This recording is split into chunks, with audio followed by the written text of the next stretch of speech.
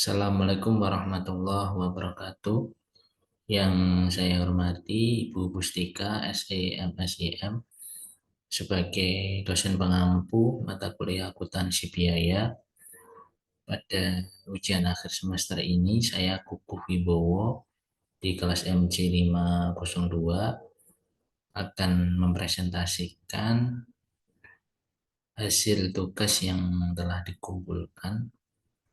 Untuk soal yang pertama mengenai studi kasus konsep biaya manufaktur.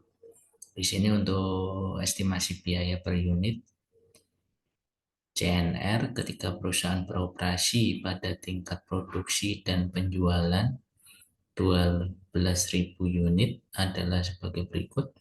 Di sini ada item biaya dan estimasi biaya per unitnya.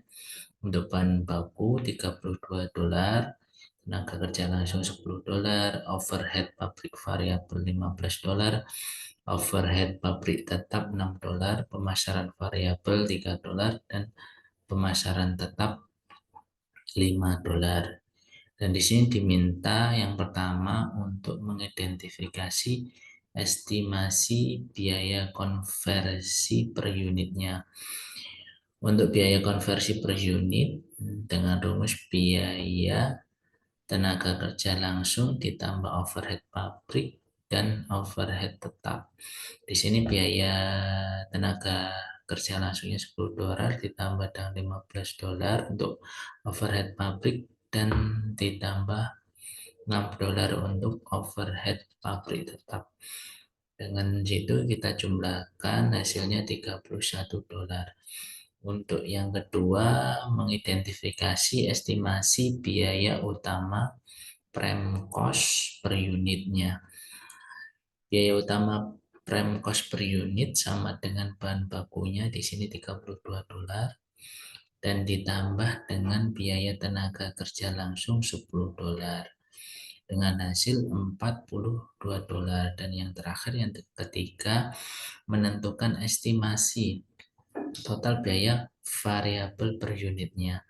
Untuk biaya variabel per unit di sini bahan baku langsung di $3, kita tambahkan dengan biaya tenaga kerja langsung $10, overhead pabriknya di sini $15, dan untuk pemasaran variabelnya di $3, dan semuanya kita jumlahkan dengan hasil $60. Untuk soal yang kedua mengenai studi kasus metode harga pokok berdasarkan pesanan. Di sini berdasarkan pesanan yang berkaitan dengan 3 pesanan yang masih dalam proses di Nanas Company selama bulan Januari. Di sini 3 pesanan itu ada pesanan nomor 66, pesanan nomor 67, dan pesanan nomor 68. Di sini ada tabel, bisa dilihat di sini. Terus kita diminta untuk membuat ayat jurnal yang sesuai untuk mencatatkan setiap transaksi di bulan Januari. Untuk ayat jurnal yang pertama, bahan baku langsung dikeluarkan dari gudang ke barang dalam proses. Dalam metode harga pokok pesanan, bahan baku langsung yang digunakan untuk suatu pesanan akan dicatat sebagai biaya produksi dan didebet ke akun barang proses dengan mengkreditkan akun persediaan bahan baku. Di sini misalnya pada pesanan nomor 66, bahan baku langsung yang digunakan bernilai $35.000, maka jurnalnya di sini kita debit di $35 dan persediaan bahan bakunya di $35 di kredit. Dengan catatan penggunaan bahan baku langsung sebesar $35.000 untuk pesanan nomor 266 yang dikeluarkan dari gudang bahan baku dan masuk ke dalam proses. Selanjutnya,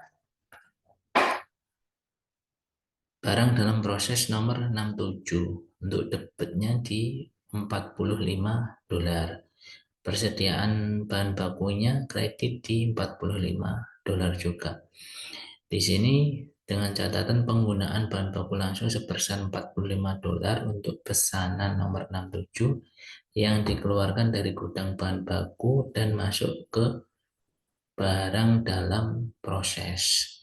Dan yang terakhir sama nomor pesanan nomor 68 kita dapat di $54 dan persediaan bahan bakunya di kredit $54, mencatat pesanan nomor 54. Dan untuk yang nomor 2 beban gaji didistribusikan ke barang dalam proses.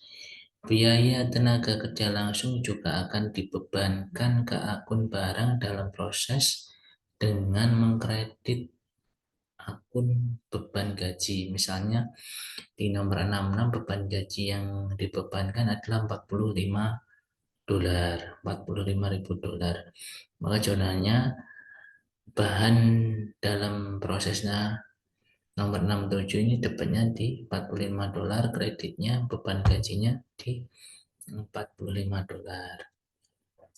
Mencatat alokasi beban gaji sebesar $45 untuk pesanan nomor 66 ke akun barang dalam proses. Sama yang nomor 67, cuma di nomor 67 ini beban gajinya yang dibebankan adalah $40, sama debitnya di 40 dan beban kreditnya di gaji di $40.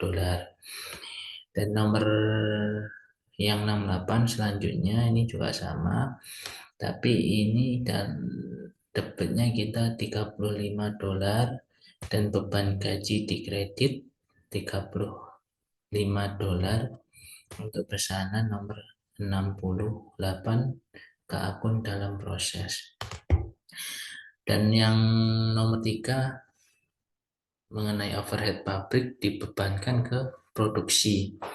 Biaya overhead pabrik dialokasikan ke pesanan berdasarkan tarif tertentu, misalnya berdasarkan jam mesin yang akan digunakan. Contohnya pada pesanan nomor 66 dengan 720 jam mesin dan tarif $50 per jam, maka overhead pabrik yang dibebankan yaitu 720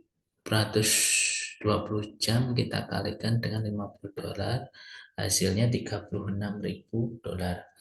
Untuk ayat jurnalnya di sini di debit, posisi debit $36.000 dan kreditnya beban overhead pabriknya di $36 juga. Mencatat alokasi overhead pabrik sebesar $36 untuk pesanan nomor 66 berdasarkan penggunaan jam mesin tersebut.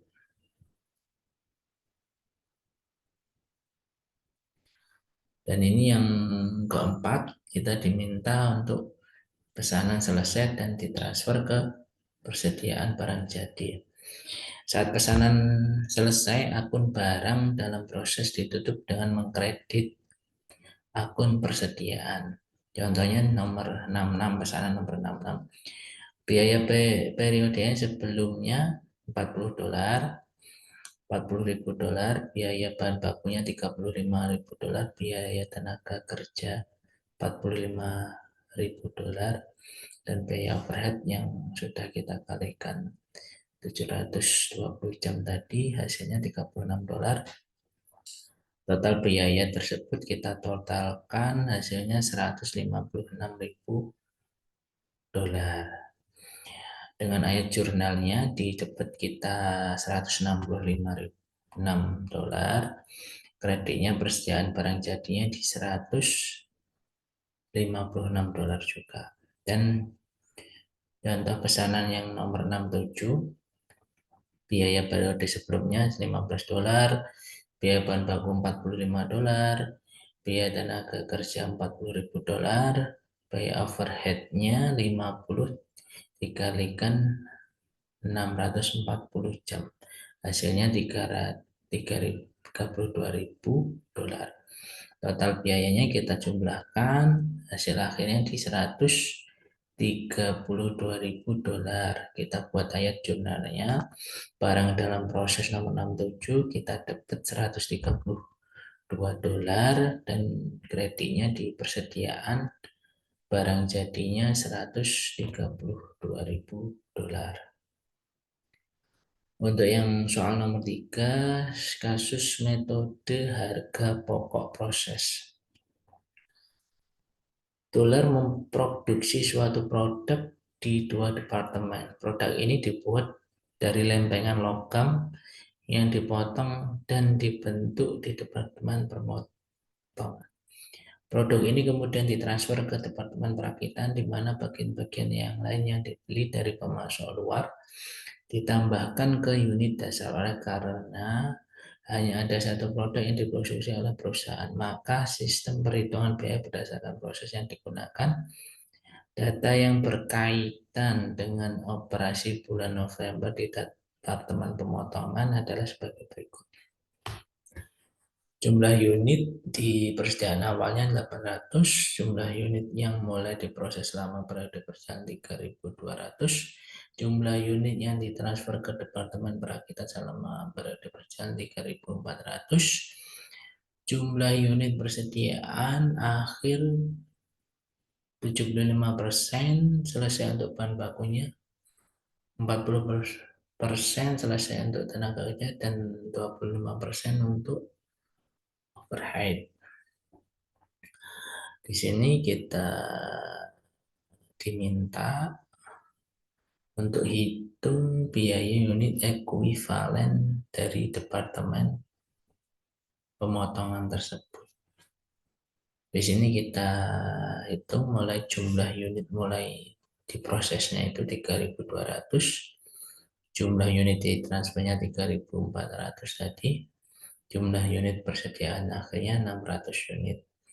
Untuk bahan bakunya di situ ada 60, kita kalikan 75% ini dengan hasilnya 450 unit. Untuk tenaga kerjanya 600, kita kalikan 40%, 240 unit, dan overheadnya 600, kita kalikan 25%, 150 unit.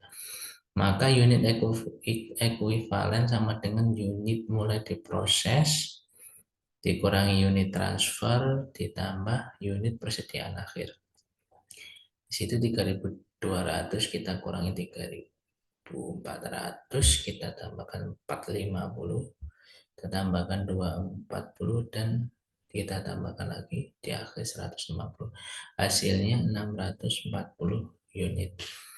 Kita hitung rata-rata tertimbang biaya per unit ekuivalennya.